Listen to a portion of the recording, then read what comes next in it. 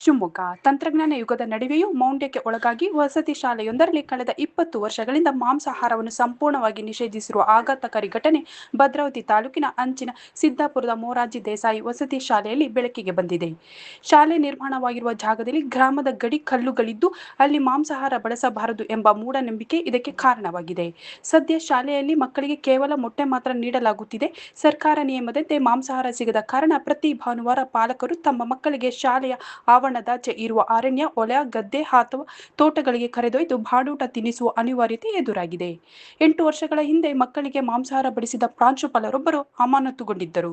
ಅಂದಿನಿಂದ ಯಾರೂ ಈ ಗೋಜಿಗೆ ಹೋಗಿಲ್ಲ. ಆದರೆ ಈ ಕೆಲ ಶಿಕ್ಷಕರು ಮಾತ್ರ ವಸತಿ ನಿಲಯದಲ್ಲೇ ರಹಸ್ಯವಾಗಿ ಮಾಂಸಾಹಾರ ಸೇವಿಸುತ್ತಾರೆ ಎಂಬ ಆರೋಪ ಕೇಳಿಬಂದಿದೆ. ದೂರದ ಊರುಗಳಿಂದ ಬರುವ ಪಾಲಕರು ಮಕ್ಕಳ ಹಠಕ್ಕೆ ಮಣಿದು ಕದ್ದು ಮುಚ್ಚಿ ಊಟ ಕೊಡಿಸಬೇಕಾಗಿದ್ದು, ಈ ವಿಚಾರವಾಗಿ ಸಿಬ್ಬಂದಿ ಹಾಗೂ ಪಾಲಕರ ನಡುವೆ ನಿತ್ಯ ಜಟಾಪಟಿ ನಡೆಯುತ್ತಿದೆ. ಈ ವಿಚಿತ್ರ ಸಮಸ್ಯೆಗೆ ಅಧಿಕಾರಿಗಳು ಶಾಶ್ವತ ಪರಿಹಾರ ನೀಡಬೇಕಾಗಿದೆ.